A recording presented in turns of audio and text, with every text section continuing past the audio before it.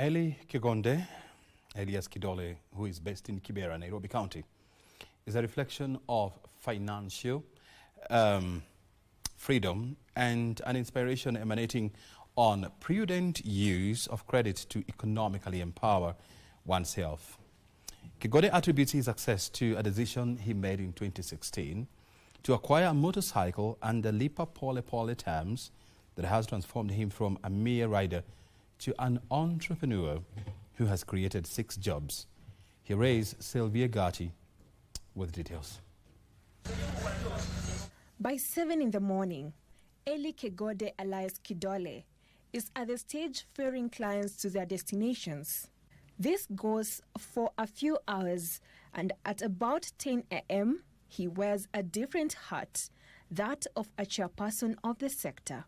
Here, Kidole visits his garage and rider training classes, reinforcing road safety teachings and ensuring aspiring riders understand the importance of responsible riding. The year 2023 up to now, nimefundisha vijana more than 15,000 riders, not only in Kibera. I started the program in Kibera, na nikaenda Kawangware, nikaenda Wayakiwe, nimeenda all over 17 sub-county. Pikipiki zetu zikiharibika, wacha tuzilete kwa manufacturer, sisi wenyewe tujitengeneze, na ita create more jobs. His entrepreneurial journey began in 2016 when he acquired a motorcycle under the lipa model.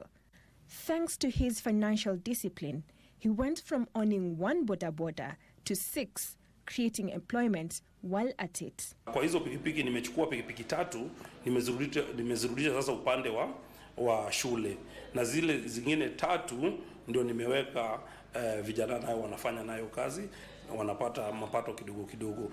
Aiming to be a road safety champion, Elly continues doing rounds and talking to riders on the importance of adhering to traffic rules and staying alert to keep themselves, their clients, and other road users safe. Mimi nimeingia fully kwa mambo ya road safety, na ukiangalia hapo awali vile nimekuwa nikifundisha, bado ni still nilikuwa nawapea affordable helmets. Unapata tunawafundisha, nimepeana helmets hapa Nairobi more than 17,000.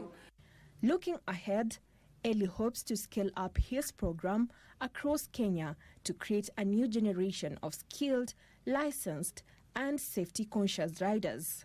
For Elly, being a boda rider isn't just about transport, it is about changing lives. From owning a single motorbike to a fleet, has created job opportunities for the young people and inspired safer riding across the country. Sylvia Gati for Prime Edition.